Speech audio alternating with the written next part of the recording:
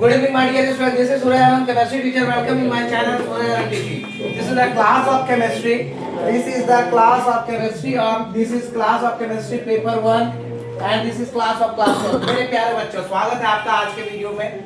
ये 12th की class है, केमिस्ट्री का पेपर 1 है, यूनिट 2 का सॉल्यूशन हम लोग पढ़ रहे हैं। हम लोग इस चैप्टर में एक्सरसाइज का एनसीईआरटी क्वेश्चन सॉल्व कर रहे हैं। जैसा कि हम लोग आपने वीडियो में देखा कि 28 तक कंप्लीट हो चुका है। हम लोग 29 नंबर क्वेश्चन सॉल्व करेंगे। ध्यानपूर्वक ध्यान दीजिए, ठीक है। ध्यानपूर्वक अपने पूरा कंसंट्रेशन को यहाँ पे मेरे ब्लैक बोर्ड पे बनाए रखिए। क्वेश्चन नंबर 29 कहता है नैलोफ्रीन, जिसका फार्मूला होता है C19H21NO3, ठीक है। और ये सिमिलर होता है मॉर्फिन के।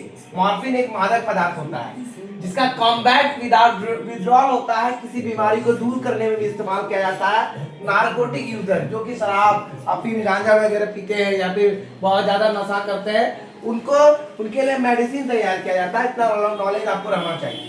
डोज ऑफ नैलोफ्रीन जनरली गिवन दिया गया 1.5 mg दिया जाता है। नींद की दवाई 0.5 mg की होती है, आपको पता होगा। कैलकुलेट कीजिए मास।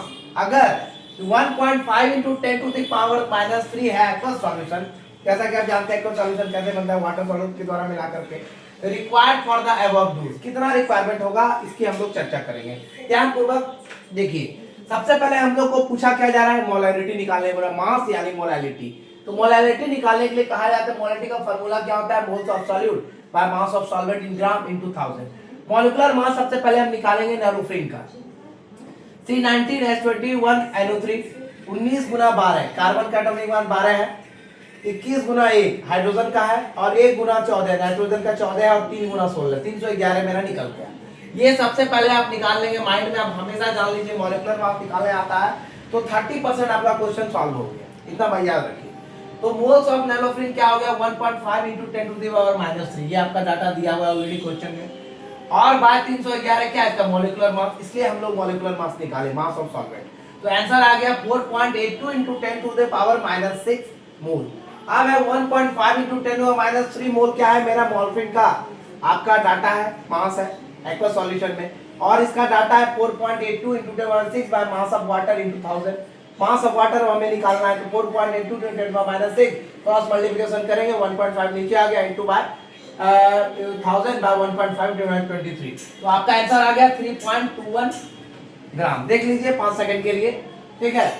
ठीक है, तो ये क्लियर हो जाना चाहिए मेरे अंदाज से। बहुत आसान तरीके से मैंने बताया। मेरी हमेशा यही इच्छा होती है, मेरा हमेशा यही मोटिवेशन होता है कि केमिस्ट्री को आसान शब्दों में आपको बताऊं, आप तक लेके आऊं और ज्यादा से ज्यादा बच्चे इससे लाभान्वित हो।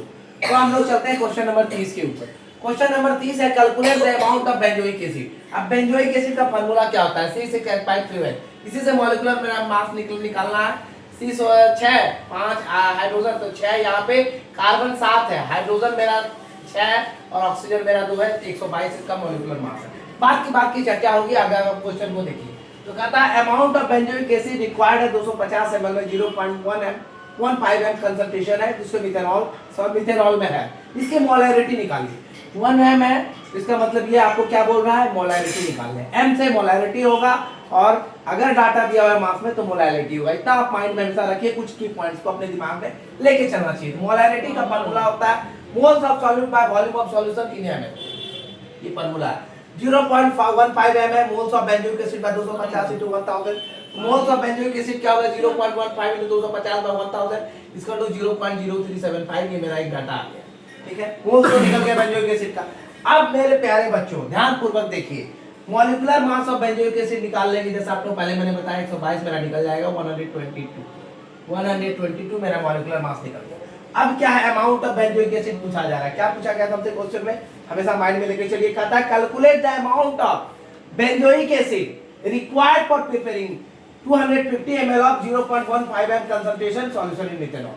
यानी कितनी जरूरत होगी बेंजोइक एसिड की, 250 ml of 0.15 m solution concentrated solution methanol में अगर है तो कितना percent amount of benzoic acid चाहिए हमको, कितना ग्राम चाहिए।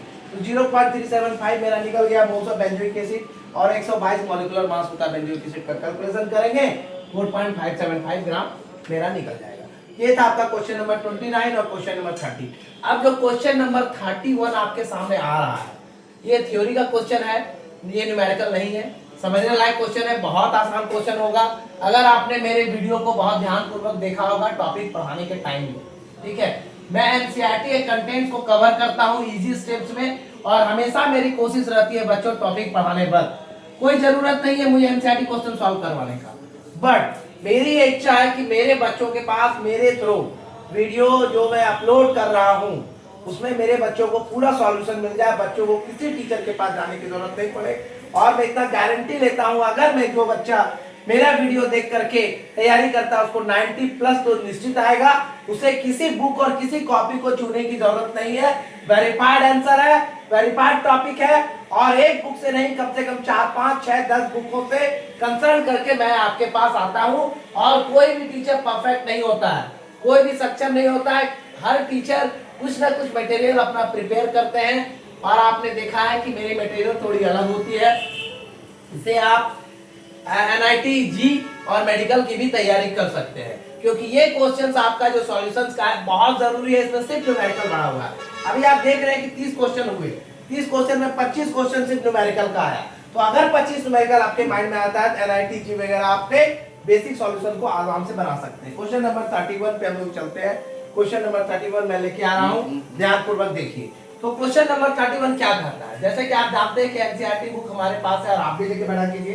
Question number 31, this is the book of NCERT, the depression in freezing point of water, the depression in freezing point of water. ठीक है, फ्रीजिंग पॉइंट के बारे में अच्छे से डिस्कस मैंने किया है।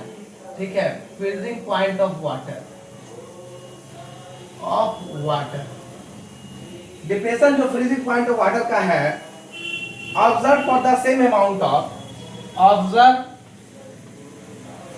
For the same amount of, मैं क्वेश्चन लिख लेता हूं पहले, उसके बाद आपको क्लियर करूंगा क्वेश्चन। अमाउंट ऑफ कमेंट नहीं आ रहा आप लोगों का आजकल। Point of water, observe point of water observe for the same amount of acetic acid. क्या होता है एसिटिक एसिड का फार्मूला? CH3COL, इसे हम लोग विनेगर भी कहते हैं। ठीक है, तो क्या है? Trichloro acetic acid, trichloro acetic acid. अब क्वेश्चन का नेक्स्ट पार्ट स्टार्ट हो रहा है। Acid and trichloro acetic acid and trifluoro acetic acid, trifluoro acetic acid. अगर क्लास 9 का आपने अच्छे से ध्यानपूर्वक पढ़ा होगा तो इस ट्राइफ्लोरो वगैरह के बारे में जानकारी की अगर देखना है तो जाकर के केमिस्ट्री वाला आनंद सर में जाकर के आप देख सकते हैं कि फार्मूला किस तरह डिजाइन होता है। कोई दिक्कत नहीं है, वो माइंड में कोई हेजिटेशन मत रखिए, आप अपने माइंड में किसी तरह की अनभिज्ञता मत रखिए कि हम क्लास 9 की वीडियो देखेंगे तो छोटे हो जाएंगे। नहीं, हर चीजों को अगर बैकग्राउंड आपका अच्छा रहेगा, बेसिक अच्छा रहेगा, तो आगे जाकर के आपको पढ़ने में केमिस्ट्री बहुत आसान लगेगी। ठीक है, जीवन में। और क्या था? एक्सप्लेन ब्रीफली, इसे आप एक्सप्लेन कीजिए साधारण तरीके से, तो डिटेल में नहीं जाना है, आसान तरीके से इसको एक्सप्लेन करना चाहता है।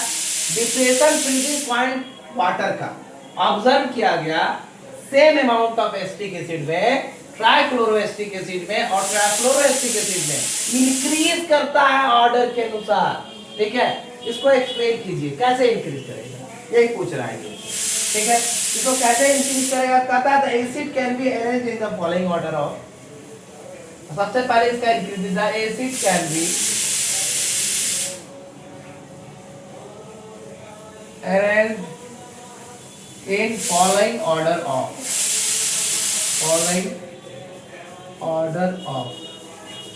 ठीक है, increase in following order of depression in freezing point, depression in freezing point, depression in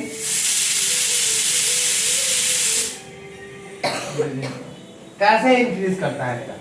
acetic acid से बड़ा होता है ट्राइक्लोरो एसिटिक एसिड,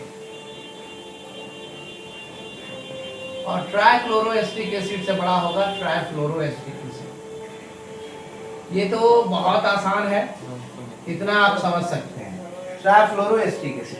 तो आगे कहता है this can be explain on the basis of degree of This can be explained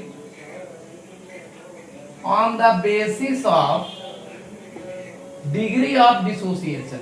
ठीक है, degree of dissociation, degree of ionization of ionization. ये किसके ऊपर डिपेंड करता है? Degree of ionization which depends on the strength of the acid, which depends on the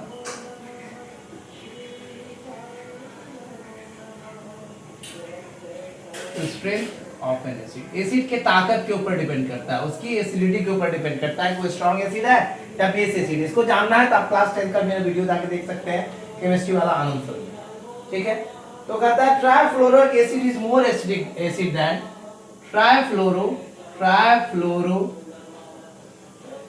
acetic acid is more stronger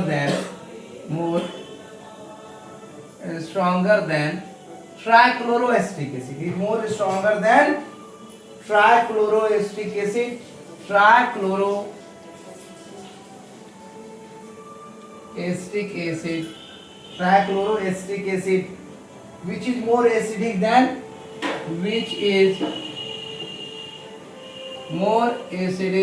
than acetic acid. ठीक है, इतना तो ये आप एक्सप्लेन कर सकते हैं अपने लैंग्वेज में, लेकिन कुछ चीजें हैं। Therefore, degree of ionization of these will decrease. Therefore, degree of कुछ बच्चे मेरे लाइव क्लास में बैठे हुए रहते हैं ऑफलाइन क्लास में, तो उन्हीं की आवाज आती है, तो आप लोग इस बात पे ध्यान मत दीजिएगा। Therefore, degree of ionization of these will decrease as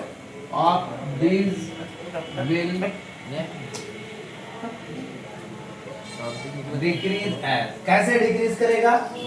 तो ट्राइफ्लोरोएस्टिक एसिड, ठीक है, वो बड़ा होता है ट्राइक्लोरोएस्टिक एसिड, और ये बड़ा होगा आपका एसिटिक एसिड से। ये इस तरह से आप डिग्री ऑफ आयनाइजेशन दिखा सकते हैं। ठीक है, greater the degree of ionisation, अब मैं कुछ चीजें आपको बताने जा रहा हूं।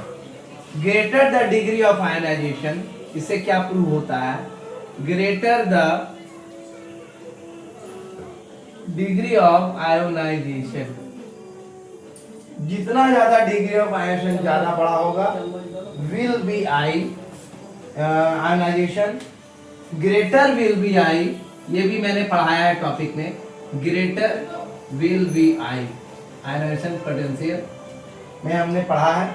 And hence depression of freezing point, and hence depression of freezing point. देखिए ध्यान पूर्वक इस आंसर को, क्या क्वेश्चन पूछा गया था? क्वेश्चन हमसे पूछा गया, मैंने पूरा आंसर यहाँ को लिख दिया है। उसी चीज को दो रूपों में एक्सप्लेन करने की कला है ये। ठीक है, उसी चीजों को दो रूपों में एक्सप्लेन करने की कला है। पूछा जा रहा है क्वेश्चन आपसे, depression in freezing point water का ऑब्जर्व किया गया, देखा गया, same amount of acetic acid trifluoroacetic acid और ट्राइफ्लोरोएस्टिक एसिड में इंक्रीज करता है ऑर्डर में, जिसको दिया गया है। एक्सप्लेन कीजिए ऐसा क्यों होता है। ठीक है, तो एसिड को अरेंज करते हैं फॉलोइंग ऑर्डर में डिप्रेशन इन फ्रीजिंग पॉइंट के आधार पर। सबसे पहले एसिटिक एसिड है, फिर ट्राइक्लोरोएस्टिक एसिड है, ट्राइफ्लोरोएस्टिक एसिड है। दिस कैन बी एक्सप्लेन, इसको हम आसानी से एक्सप्लेन कर सकते हैं किस आधार पे? Basis of degree of ionisation. ठीक है, जो डिपेंड करता है स्ट्रेंथ ऑफ एसिड, एसिड की ताकत के ऊपर कि वो एसिड कितना स्ट्रॉन्गर है, कितना वीकर है। ठीक है, तो ये है चीज। अब आगे कहता है trifluoroacetic acid is more stronger than trifluoroacetic acid, ज्यादा स्ट्रॉन्गर किससे है? स्ट्रॉन्गर देन ट्राइक्लोरोएस्टिक एसिड, जो कि ज्यादा स्ट्रॉन्गर है एसिडिक है एसिटिक एसिड से। आता हम कह सकते हैं degree of ionisation, degree of ionisation इनका ऐसे डिक्रीज करता है। ट्राइफ्लोरोएस्टिक एसिड बड़ा है, इसी चीज को हम उल्टा के लिख दिए, ये आपका इंक्रीजिंग था, ये डिक्रीजिंग है। तो ट्राइक्लोरोएस्टिक एसिड बड़ा है ट्राइक्लोरोएस्टिक एसिड से, और ये बड़ा एसिटिक एसिड से। इसका कहने का तात्पर्य है greater the degree of ionisation यानी डिग्री ऑफ आयरेशन क्या होता है, पीछे जाके वीडियो में आप देख लीजिएगा। जितना ज्यादा डिग्री ऑफ आयरेशन बड़ा होगा उतना ज्यादा बड़ा हमारा आई होगा, और ये डिप्रेशन ऑफ फ्रीजिंग पॉइंट को एक्सप्लेन करता है। Thank you for watching my video. This is Suraj Anand chemistry teacher. आज इतना ही, क्योंकि मेरे पास अब एनर्जी नहीं बची हुई है। सो मेरे प्यारे बच्चों, आज के लिए इतना ही, क्वेश्चन नंबर 31 तक। सो मेरे प्यारे बच्चों, thank you for watching my video. This is Suraj Anand chemistry teacher. Welcome in channel Suraj Anand teaching. Give more views, like and share. Views की दुनिया में तड़का मचाइए, ज्यादा ज्यादा बच्चों तक शेयर कीजिए, और मेरी यही शुभकामना है, आप लोगों से अच्छे से तैयारी कीजिए और मैं केमिस्ट्री आपको साधारण भाषा समझाते रहूं, यही मेरी भगवान से, ईश्वर से प्रार्थना है। Thank you for, take care.